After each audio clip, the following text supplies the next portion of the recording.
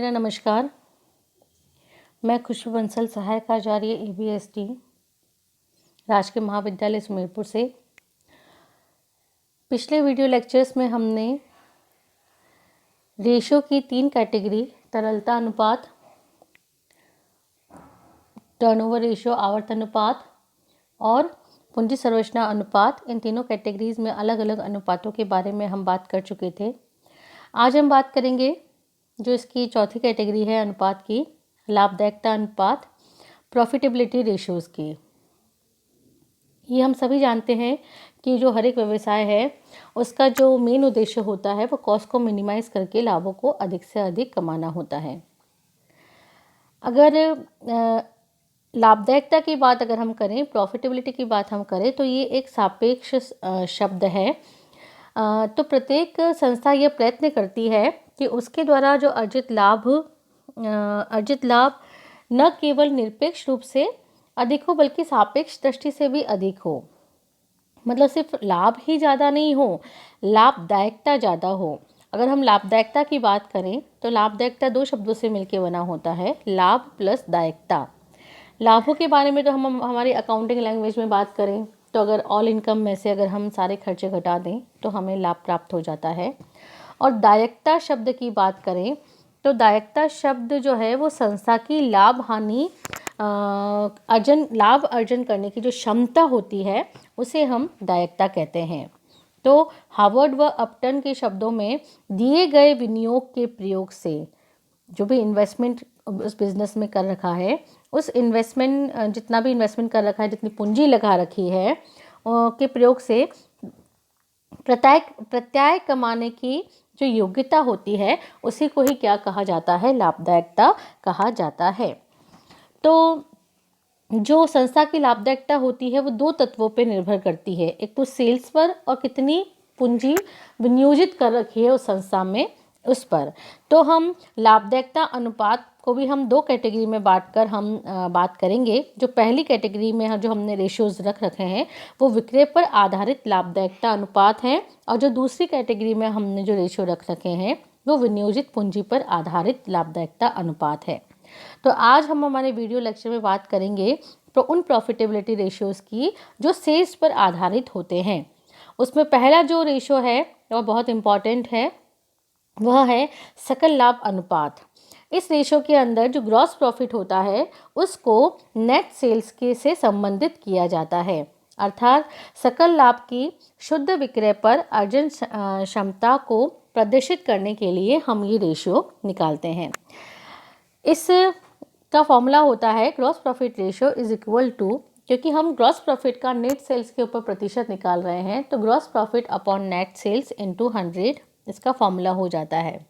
अगर क्वेश्चन में gross profit सीधा सीधा दे रखा है तो बहुत अच्छी बात है, अगर नहीं दे रखा है तो उसे हम एक तरीके से निकाल सकते हैं। नेट सेल्स में से अगर हम कॉस्ट ऑफ गुड्स सोल्ड को माइनस कर दें तो ग्रॉस प्रॉफिट प्राप्त हो जाता है। फॉर एग्जाम्पल यहाँ पर दे रखा है कि एक जो संस्था है राम लिमिटेड, उसकी जो नेट सेल्स है वो 2,15,000 है और कॉस्ट ऑफ गुड्स सोल्ड 1,55,000 है। तो ग्रॉस प्रॉफिट निकालने के लिए 2,15,000 में से 1,55,000 को लेस कर देते हैं तो ग्रॉस प्रॉफिट निकल जाता है 60,000। उसको हम डिवाइड करेंगे नेट सेल्स जो कि 2,15,000 है और इंटू 100 करेंगे तो 27.91% यहाँ पर GP ratio, gross profit ratio find out हो जाता है। एक बात जो मैं बताना चाहूँगी कि जो लाभदायकता अनुपात है उनको हम प्रतिशत में अभिव्यक्त करते हैं, इसीलिए हर एक फॉर्मूले में इंटू 100 आएगा ही आएगा और उसको लिखने का तरीका भी प्रतिशत में होगा। यह अनुपात संस्था की जो व्यवसायिक कुशलता है या लाभार्जन क्षमता को यह बताता है। यह अनुपात जितना अधिक होगा उतना ही संस्था की लाभदायकता अच्छी होगी, और जितना ये अनुपात कम होगा उतना ही इस संस्था की लाभदायकता पर और अधिक काम करने की आवश्यकता होगी। दूसरा जो यहाँ पर रेशियो होता है इस कैटेगरी में वो होता है परिचालन अनुपात, ऑपरेटिंग रेशियो। यह अनुपात जो है वो कॉस्ट ऑफ गुड्स सोल्ड, बेचे गए माल की जो लागत है उसमें अन्य सभी जो परिचालन व्यय है जैसे कि ऑफिस एक्सपेंडिचर जिसे हम एडमिनिस्ट्रेटिव एक्सपेंडिचर भी कहते हैं, सेलिंग एंड डिस्ट्रीब्यूशन एक्सपेंडिचर, सभी को हम जोड़कर जो टोटल ऑपरेटिंग कॉस्ट प्राप्त होती है उसमें हम नेट सेल्स का भाग लगाकर और इंटू 100 करके हम प्राप्त करते हैं। तो ऑपरेटिंग रेशियो का फॉर्मूला हो जाता है operating cost is divided by net sales into 100। Divide में तो नेट सेल्स लेना ही लेना है एज यूजुअल, क्योंकि इस कैटेगरी के अंदर उन सभी अनुपातों को हमने रखा है जो सेल्स पर बेस्ड है। तो नीचे हमें जो आधार लेना है वो नेट सेल्स ही लेना है। ऊपर जो ऑपरेटिंग कॉस्ट है उसको निकालने के लिए मैं ऑलरेडी बता चुकी हूँ कि कॉस्ट ऑफ गुड्स सोल्ड में जो अदर ऑपरेटिंग एक्सपेंसेस है, administrative expenses, selling and distribution overhead, इन सभी को जोड़ देंगे। फॉर एग्जांपल यहाँ पर दे रखा है कि नेट सेल्स यहाँ पर दे रखी है 2 लाख की, कॉस्ट ऑफ गुड्स सोल्ड दे रखा है 1,05,000 से और ऑपरेटिंग एक्सपेंसेस दे रखे हैं 25,000 से। तो टोटल ऑपरेटिंग कॉस्ट निकालने के लिए कॉस्ट ऑफ गुड्स सोल्ड में हमने ऑपरेटिंग एक्सपेंडिचर 25,000 ऐड कर दिए और डिवाइड करा हमने नेट सेल्स 2 लाख से, इंटू किया 100, तो 65% यहाँ पर हमको ऑपरेटिंग रेशियो प्राप्त हो गया है। यह अनुपात जितना कम होता है उतना ही संस्था उतनी ही कुशल समझी जाएगी। जैसे हम अगर ग्रॉस प्रॉफिट की बात करें तो उसमें मैंने बताया कि जितना अधिक ये रेशो होता है उतना ही संस्था कुशल समझी जाती है और जितना कम होता है उतना ही उसकी कुशलता पर, उसकी लाभदायकता पर काम करने की आवश्यकता होती है। तो ठीक इसके विपरीत, क्योंकि वहाँ पर हम ग्रॉस प्रॉफिट की बात कर रहे थे, यहाँ पे हम ऑपरेटिंग कॉस्ट रेशियो की कॉस्ट की बात कर रहे हैं। तो कॉस्ट जितनी कम होती है उतना संस्था के लिए प्रॉफिटेबल होता है।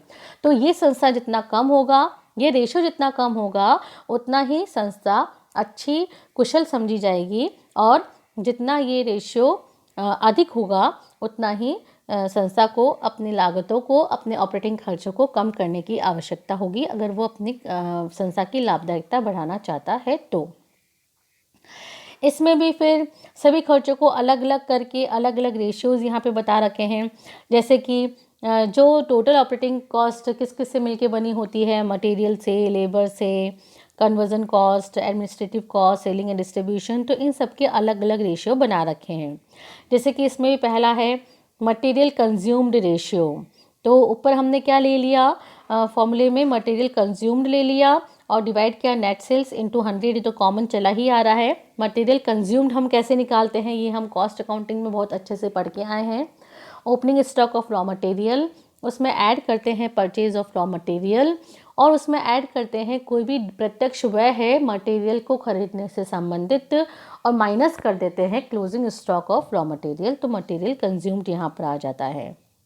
दूसरा जो है वो है डायरेक्ट वेजेस कॉस्ट रेशियो। तो ऊपर तो हम डायरेक्ट वेजेस ले लेंगे, अपॉन करेंगे नेट सेल से, इनटू करेंगे 100। उसके बाद conversion cost ratio. Conversion cost ratio में हमें पता है कि मटेरियल नहीं आता है, मटेरियल को कन्वर्ट करने के जो खर्चे होते हैं जिन्हें हम मैन्युफैक्चरिंग एक्सपेंसेस के नाम से जानते हैं, उन्हें हम नेट सेल से डिवाइड करेंगे, इनटू करेंगे 100। मतलब उस मटेरियल को फिक्स गुड्स में कन्वर्ट करने के लिए जो जो खर्चे होते हैं उन्हीं सबको आपको मैन्युफैक्चरिंग एक्सपेंसेस के नाम से ऐड करना है। नेक्स्ट है एडमिनिस्ट्रेटिव एक्सपेंसेस रेशियो। उसमें हमने ऊपर एडमिनिस्ट्रेटिव या फिर ऑफिस एक्सपेंसेस लेने हैं, अपॉन करना है नेट सेल से, इनटू करना है 100। Selling and distribution expenses ratio में ऊपर हमें सेलिंग एंड डिस्ट्रीब्यूशन एक्सपेंसेस लेकर अपॉन करना है नेट सेल से, इनटू करना है 100। तो इस प्रकार से जो हमने टोटल यहाँ पर ऑपरेटिंग कॉस्ट लेकर हमने यहाँ पे जो total operating cost operating ratio निकाला था, उसी कॉस्ट को हमने यहाँ पर अलग अलग भागों में बांटकर अलग अलग एलिमेंट वाइज यहाँ पर रेशियो यहाँ पर प्राप्त कर लिए। नेक्स्ट जो कैटेगरी है वो यहाँ पे है operating profit ratio. Operating profit ratio, इसे हम शुद्ध परिचालन आय अनुपात भी कहते हैं। इसमें हम क्या करते हैं कि जो शुद्ध परिचालन लाभ है उसका शुद्ध विक्रय के ऊपर परसेंटेज प्रदर्शित करते हैं।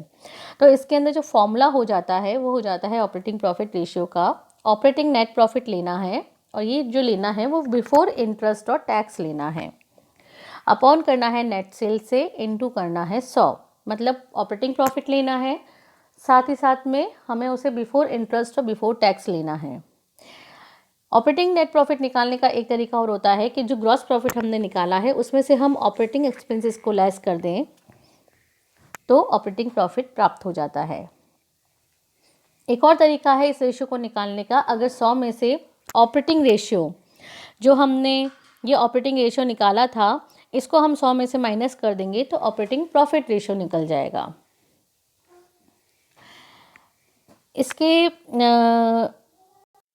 जो हमने जीपी रेशियो निकाला था, ग्रॉस प्रॉफिट रेशियो, और जो ऑपरेटिंग प्रॉफिट रेशियो हमने निकाला है, इन दोनों में अंतर यह है कि ग्रॉस प्रॉफिट में हमने सिर्फ कॉस्ट ऑफ गुड्स सोल्ड की लागत को ही घटाया था, लेकिन इसमें हमें कॉस्ट ऑफ गुड्स सोल्ड के साथ में जो दूसरे ऑपरेटिंग खर्चे होते हैं जैसे कि ऑफिस एक्सपेंडिचर है या फिर सेलिंग एंड डिस्ट्रीब्यूशन खर्चे हैं, इन्हें भी हमें यहाँ पर लेस करना है।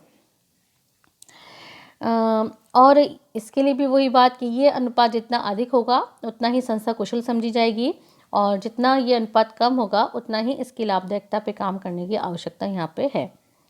नेक्स्ट जो रेशियो है वो है यहाँ पर net profit ratio. Net profit ratio का जो फॉर्मूला होता है वो होता है नेट प्रॉफिट आफ्टर टैक्स लेना है upon sales, net sales into 100 करना है। कभी कभी अगर हमें net profit before tax ratio निकालने के लिए बोला जाए तो हमें जो यहाँ पर नेट प्रॉफिट लेना है वो बिफोर टैक्स लेना है अपॉन करना है नेट सेल्स इंटू 100। तो यहाँ पे थोड़ा सा कन्फ्यूज़न ये रहता है कि कब हमें बिफोर टैक्स का फार्मूला यूज़ करना है, कब हमें आफ्टर टैक्स का फार्मूला यूज़ करना है। तो इसके लिए बोला गया है कि अगर हम इस अनुपात की गणना प्रबंधन की कुशलता का माप करने के लिए कर रहे हैं तो हमें कर से पूर्व के लाभ यूज़ करने चाहिए, बिफोर टैक्स फार्मूला लगाना चाहिए। और जब गणना स्वामियों के लिए या दो संस्थाओं की तुलना करने के लिए अगर हम कर रहे हैं तो फिर आफ्टर टैक्स जो फार्मूला है वो वाला हमें यूज़ करना चाहिए। अब यहाँ पे एक एग्जाम्पल दे रखा है जिसमें सारे रेशियो निकाल रखे हैं, हम वो पढ़ लेते हैं। Trading and profit and loss account दे रखा है पूरा और हमें gross profit ratio, net operating profit ratio, operating ratio, administrative expenses ratio, selling and distribution expenses ratio, net profit ratio निकालने के लिए बोला है। तो सबसे पहले तो हम ग्रॉस प्रॉफिट रेशियो की बात यहाँ पर कर लेते हैं। ग्रॉस प्रॉफिट रेशियो का जो फॉर्मूला होता है वो होता है gross profit upon net sales into 100। तो सेल्स तो यहाँ पर 6,50,000 की दे रखी है, तो एक सीधी सी बात प्रश्न के पहले ही कि हर एक फॉर्मूले में डिवाइड हम 6,50,000 से करेंगे। अब पहला जो फॉर्मूला जीपी रेशियो है तो उसमें हम ग्रॉस प्रॉफिट हमें देखना है। तो ग्रॉस प्रॉफिट यहाँ पे सीधा सीधा दे रखा है 1,90,000 से, तो 1,90,000 डिवाइडेड बाई 6,50,000 इंटू 100 करेंगे तो ग्रॉस प्रॉफिट रेशियो आ गया हमारा यहाँ पर 29.23%। दूसरा जो यहाँ पे पूछा है वो पूछा है net operating profit ratio.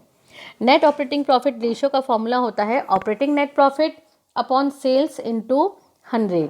Sales तो वही 6,50,000 लेंगे। ऑपरेटिंग नेट प्रॉफिट निकालने के लिए हम यहाँ पर कैलकुलेशन आपको दे रखा है कि जो नेट प्रॉफिट यहाँ पर है उसमें जो नॉन ऑपरेटिंग इनकम या दे रखी है उसे उसका एडजस्टमेंट करना पड़ेगा और नॉन ऑपरेटिंग एक्सपेंसेस का एडजस्टमेंट करना पड़ेगा।